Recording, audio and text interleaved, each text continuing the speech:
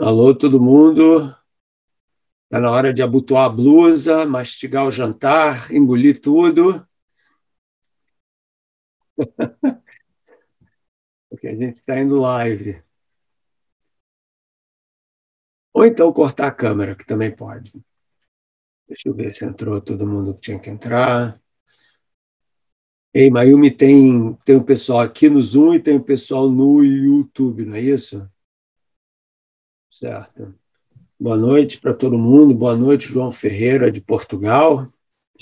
Ainda é meia-noite lá, então não está tão tarde assim. Muito bem, gente. Então, nós aqui estamos na nossa terceira sessão de perguntas e respostas relacionadas com o curso.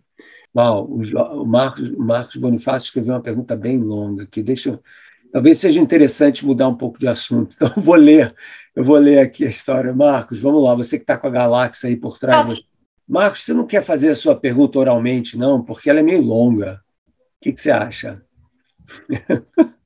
Então, desmuta aí, liga o microfone e vai em frente. Pô, acho que já tá ouvindo? Estou te ouvindo, perfeito. Joia. Até eu vou ler o que eu escrevi, tá? Eu quero agradecer, né, a oportunidade e assim dizer que desde dos anos lá do início dos anos 2000 eu venho acompanhando você, né? Em 2018 eu assisti uma palestra sua aqui em Salvador, né, lá no Teatro Castro Alves, lembra? Muito Lembro. boa. Lá para cá, virei seu seguidor assíduo, né? Virei membro do seu canal. E, além do que, eu te admiro pelo seu, também, sua vida de maratonista, né? Uma Obrigado. coisa que eu coloquei aqui é que, assim, meu pai, o ano que vem, eu vou ter a mesma idade de meu pai o ano que vem, quando morreu. Então, quando eu ouvi sua história da ultramaratona, puxa vida, eu gosto de corrida de rua, já mais ou menos já escolhi também o que eu vou fazer o ano que vem. Tá? Mas, assim, o que a gente tem visto hoje, professor, é que muita gente hoje tem colocado a ciência, né, como, digamos assim, motivo, tomado decisões, isso é ciência, isso é ciência, isso é ciência. E quando você questiona de uma maneira científica, ele simplesmente encerra a conversa, te tira de lado, não coloca, né? Pelo que eu entendi, o próprio método científico faz isso, você questionar as decisões que são ditas baseadas em ciência. E aí, resumindo, eu te pergunto, como é que a gente poderia explicar de uma maneira científica para essa pessoa, né, que não existe uma barreira, tá? E que o questionamento faz parte também do método científico, tá? Uhum. Mais ou menos isso. Obrigado pela atenção, tá?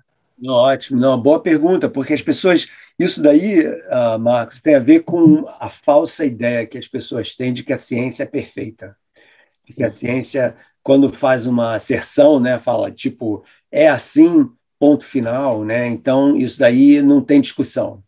E a verdade é que em certos casos isso é verdade.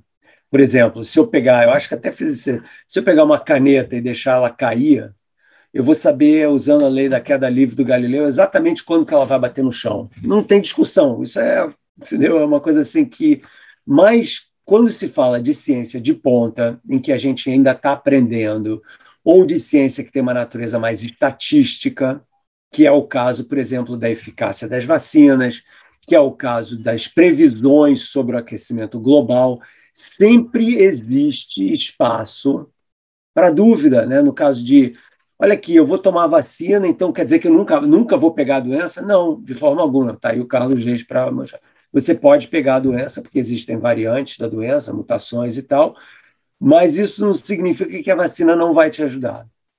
Então, o que acontece? Quando você tem uma ciência que tem uma natureza mais estatística, que é o caso da eficácia das vacinas, ou as previsões do aquecimento global, por exemplo, se a gente não fizer nada durante 10 anos, a temperatura vai aumentar 3 graus ou 2 graus, com uma probabilidade de 10%, 20%, 50%. Então, todas essas afirmações elas têm que ser medidas dessa forma, porque não existe não é 2 mais 2 igual a 4.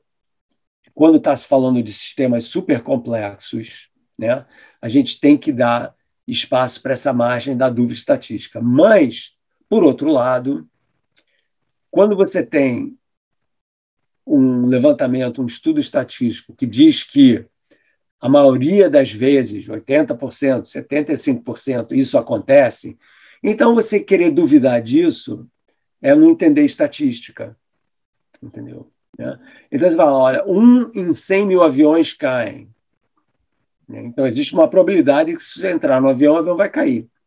Então você para de andar de avião. É muito mais perigoso viajar de carro do que de avião. Tem muito mais acidente fatal, muito mais fatalidades por ano em carro do que avião por cabeça, per capita. Não é porque tem mais gente que dirige do que voa, não. Mas as pessoas, entendeu, não entendem isso. Então, é uma questão de entender como funciona o método científico e entender que, sim, como você falou muito bem, você tem que ter um questionamento inicial, porque a ciência depende da dúvida para avançar. Então, ela tem que ser questionada. Eu falo isso várias vezes no curso, né? Ela precisa ser questionada para poder avançar. Okay? Então, não existe ninguém aqui que é dono da verdade, mas não há dúvida de que a ciência funciona, senão você nem entrava no avião porque você achava que o avião não voava. Né?